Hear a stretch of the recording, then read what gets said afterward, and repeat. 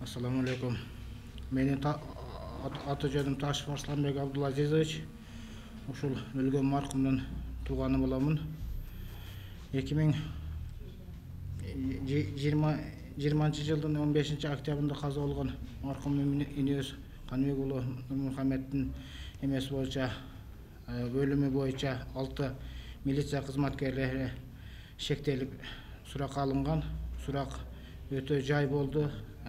Биздин эмелерибиз боюнча азыр иш сотто каралып жатат. Бирок биз ушул наразычылык иретинде ушул Кыргыз Республикасынын башчылыгы Садыр Жапаров, Камчыбек Ташиев Зулушев жана кыргыз элиме кайрылып ушул эме боюнча кичине маалымат жыйын берип өткөзүп коелу деген ойдо эме болдук. Ушул иштер аябай бурмаланып, биздин наразычылыгыбызды пайда кылгандан ушул коомчулукка маалымат катары айтып кеткенге коомчулуктан бийлик өкүлдөрүнөн жардам суроо иретинде ушинтип кайрылып отурабыз.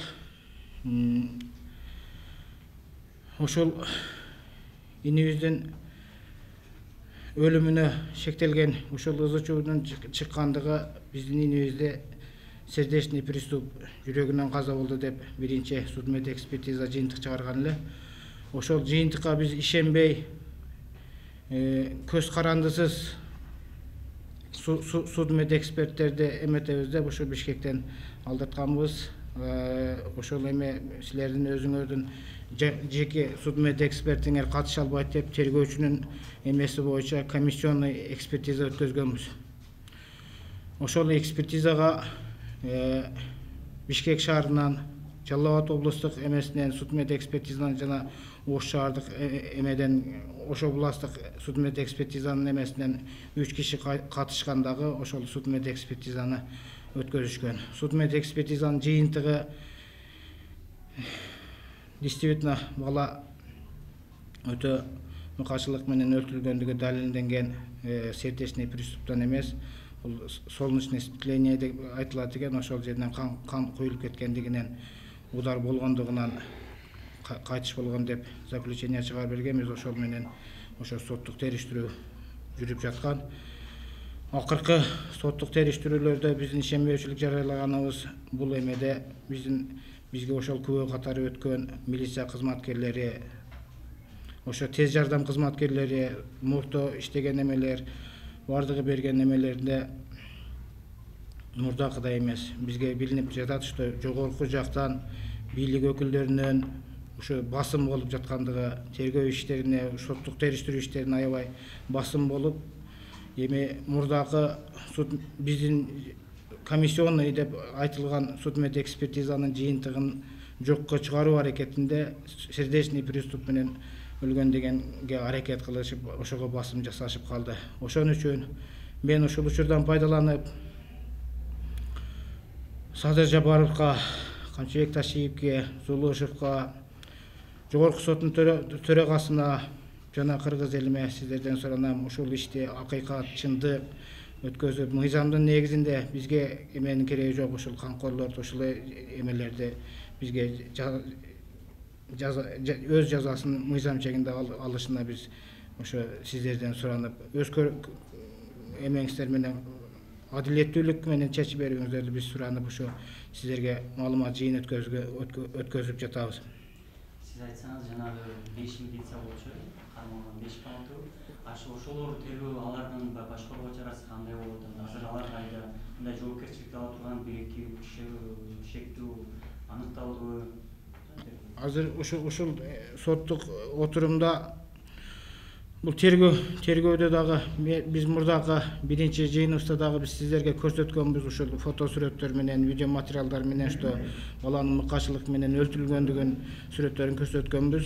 Ошол сүрөттөрдү дагы азыр фальшивый, монтаждалган деп эметишип атат. Бул ушул ишке башта бизге 5 милиция деп эметишкен, кийин 6 милиция болуп эметишти. 6 милиция кармалган, бирок соттук териштирүүлөр бурмаланган аябай ачык даана эме болуп турат да, что карапайымдыгыбызданбы эмнегедир ушул баягы өзгөчө басым ошол наркы милиция кызматкерлеринин тарабында болуп жаткандай көрүнүп жатат да. Ошого биз баягы акыйкаттык издөө атабыз. Башта 5 милиция деп, кийин 6 милиция ошол эмеге териштирүүгө алынган да. Азыр алар СИЗОдо да. Ооба, СИЗОдо. Баш коргоо чарасында мен жанагы айткан сөзүм акылым чачырап кетти, кечиресиздер. Бул өтө мукачылык менен өлтүрүлгөн эмени баш коргоо чарасы дагы этиятсыздыктан, кокустуктан өлгөн деп ушул негизги эмеси беренеси ошондой болуп, ал дагы уже бир эме биздин ишенбөөчүлүктүн биринчи эмеси басым ошол болуп атат да. Кандайдыр бир эмелер менен ушул мыйзамдарды бурмалоо менен ушул эмени актап чыгып кетиштин аракеттерин кылышып атат да. Ошого биз коомчулуктан, журттан эметип сураганыбыз ушул болуп атат. Ошону ким кылып атат? Милициялар кылып атабы же адвокаты кылып атабы? Ал милициялар ким ошондой көрсөтмөлөрүндө кылып атат? Көрсөтмөлөрү бул жерде биз биринчи пресс-конференция бергенден кийин ушул адвокаттык иликтөө деп аны да көрдүңүздөр, коомчулукка чыкты. Биз просто эме кандай десем, мыйзамга ишендик, мыйзамга эттик. Ушул биздин өлгөн маркум балабызды өлгөндүгүнө карабай туруп, аны экстремизмге катышкан, каракчылык кылган, ар кандай каралоолорду маалымдап кетишкен. Биз ошого дагы унчуккан жокпуз. Макул депчи, эми азыр мындай караганда коомчулук аябай каралоо менен аракет кылышып атат да. Ошону булардын жактоочусу Медетова Динара деген адвокат жалдашыптыр. Ошол киши аябай эле биздин эмебизди, өлгөн маркум жигитибизди дагы ушундай каралап, азыркы күндө дагы ушул соттук жыйында дагы ким өлтүргөн, эмне үчүн өлтүргөн, эмне жазалат деген суроо эмес.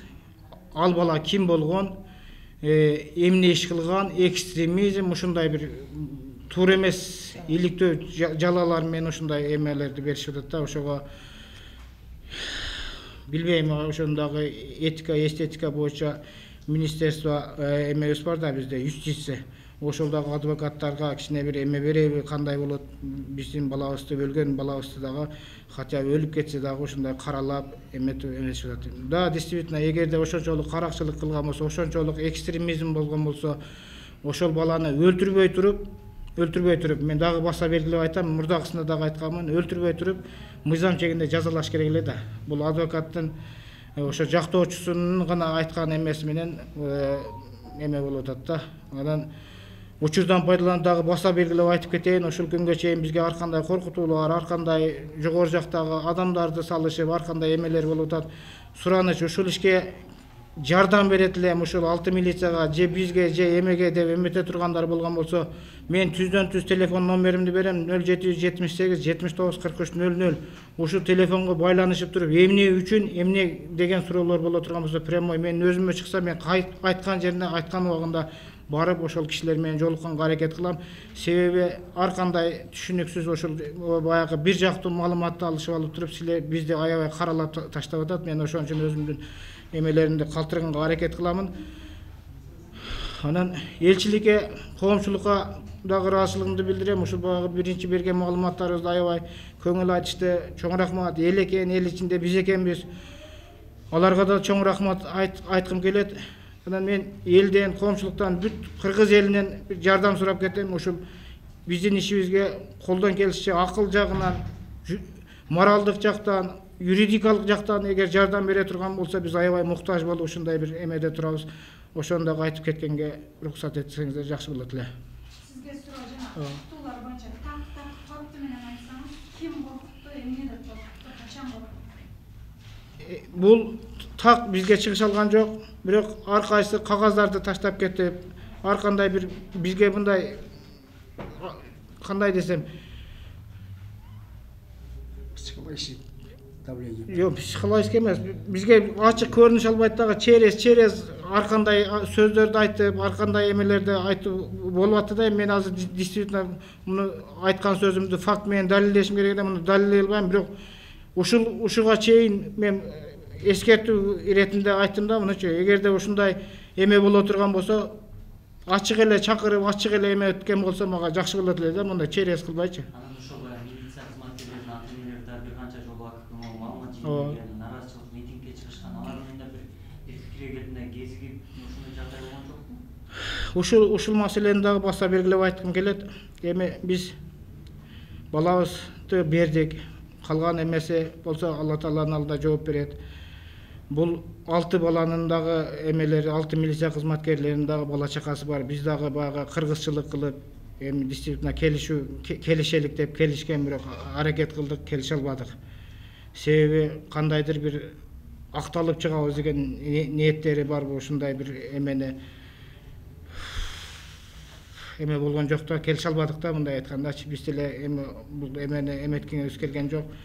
Бирок эми кыргызча кылып бири-бирибизге туура түшүнүү менен мамиле кылабыз десек, ошол эмеге жете алган жокпуз, максатыбызга жете алган жокпуз деп айтсам болот да. Жанагы кармоочунда мисалга каршылык көрсөткөн, уралга каршылыкка чындап ошондой болгон кармоочунда. Анан жана экспертизага бергенде ал жердеги жаракаты бул жактагы жерине кармалгандан кийинки жаракат болуп калбы же кандай болот?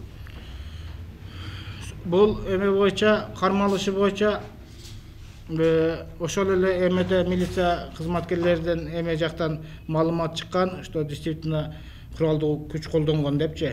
Бирок териштирүү иштеринде бул жерде териштирүү тергөөчүнүн эмесинде иште основном күбөлөр милиция кызматкерлери, себеби милиция кызматкерлеринин имаратында болгон. Биздин баланы жетелеп киргендиги видеодо бар. Кайра чыккандагы эмеси көтөрүп чыгышкан. Көтөрүп чыккандагысы ошол милициянын имаратына киргендеги эмеси видео байкоого түшкөн да. Эме боюнча куралдуу күч колдонгондугу боюнча деген боюнча ошол жерде делого түшкөн боюнча 3 гражданский лицо болгон. Алардын бирөөсү көрсөтмө берди.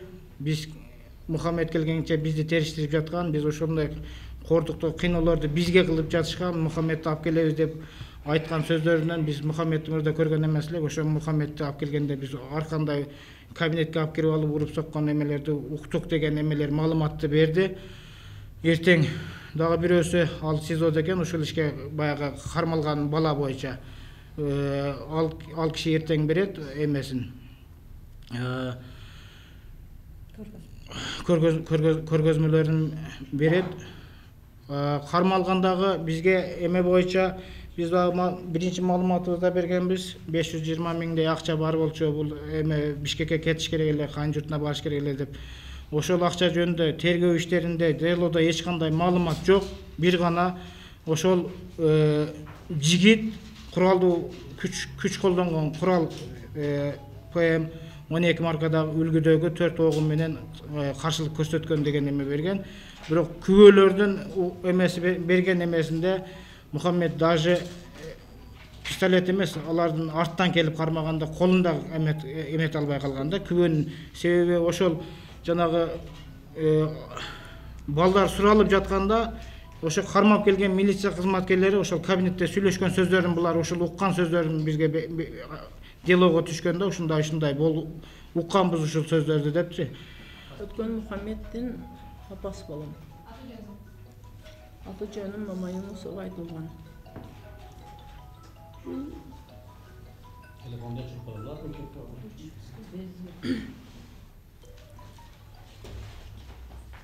Азыр ошол күнү үйгө келип кеткен да балачы. Азыр эми баягы түшкөн эртең менен 14-тө эртең менен түшкөн сүрөтүнү ошол